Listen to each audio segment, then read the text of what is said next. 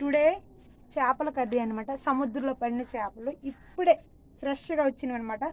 పులుసు అయితే చాలా బాగుంటుంది. రిబ్బన్ ఫిష్ మీకు తెలుసు కదా, చాలామంది తెలిసి ఉంటుంది. తెలియని వాళ్ళ కోసం అయితే ఈ వీడియో. మాకు తెలుసు, నువ్వే మాకు చెప్పుకో అనకండి. రిబ్బన్ ఫిష్, దీన్ని సావడ్లు అంటారు ఫ్రెండ్స్. చాలామంది వాతం అంటారు. చూడండి ఇది ఎంత ఎడల్పుగా ఉందో. కొన్ని చేపలు నేను ఫ్రై చేస్తా, కొన్ని ఎగిరి చేస్తా, కొన్ని పులుసు కూడా పెడతాం. అప్పుడే పడిన చేపలు కాబట్టి పులుసు అయితే సూపర్గా ఉంటుందండి. మరి 2 రోజుల తర్వాత తిన్నా బాగుంటుంది, మరుసటి రోజుకి అయితే ఇంకా బాగుంటుంది కదా. చాలామంది ఫిష్ చేపలు పులుసు 2 రోజులు 3 రోజులు దాచుకుని కూడా తింటారు. ఎందుకు అంత టేస్ట్గా ఉంటుంది. అప్పుడే పడిన ఫ్రెష్ ఫిషెస్ అండి. సముద్రం నుంచి వచ్చే 3 వంతుల నీరు 1 వంతు భూము, అక్కడి నుంచి వచ్చేవి సూపర్గా ఉంటాయండి. మీరు కూడా ట్రై చేయండి. రిబ్బన్ ఫిషెస్ 1 అండి ఫ్రై చేస్తా, ఒకటి పులుసు వండుతానండి, ఇంకొకటి ఎగిరి వండుతానండి.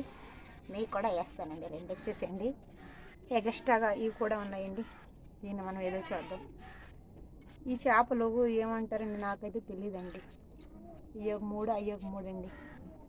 కొరమెన్న నేను కోసుకుంటా ఈవేళ, కొరమెన్న కోసుకుంటా.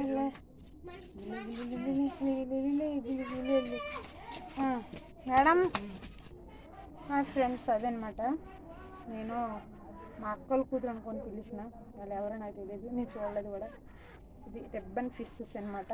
సో తమ్నీళ్ళకి భలే ఉంటుంది. ఇలాగా పెడదామా తమ్నీళ్ళకి? మీరు ఎప్పుడు తింటారో అని చూస్తున్నారు. ఇవి చూస్తున్నాయి మిమ్మల్ని ఎప్పుడు తిందామా అని కాదు, మీరు చూస్తున్నారా వీడిని ఎప్పుడు తిందామా అని.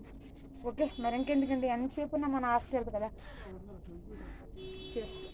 ఓకేనా?